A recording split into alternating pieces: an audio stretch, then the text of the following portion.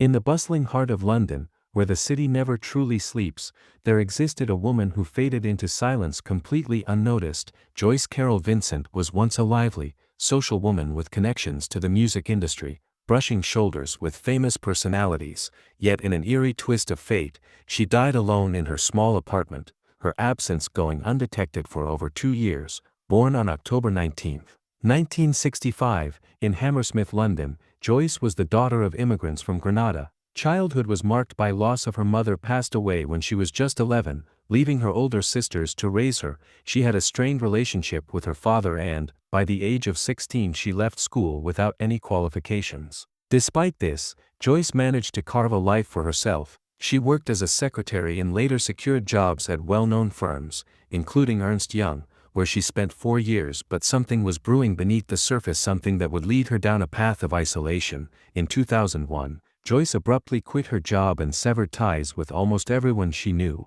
It was later discovered that she had entered a domestic abuse shelter, suggesting she may have been escaping an abusive relationship.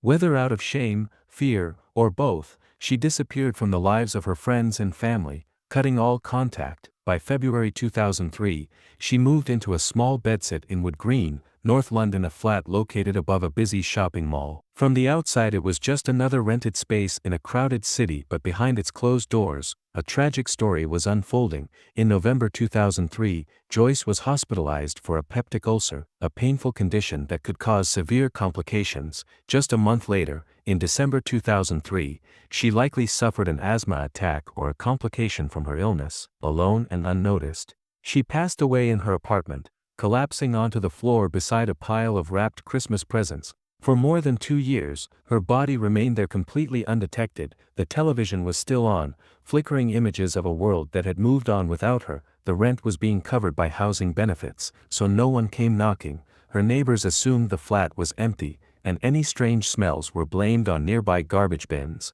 Finally, on January 25, 2006, housing officials broke into her apartment after unpaid rent notices piled up. What they found was something out of a horror story: a skeleton lying in the same spot where she had collapsed years before. The discovery of Joyce Carol Vincent's body sent shockwaves through London. How could a woman vanish from society without a single person noticing?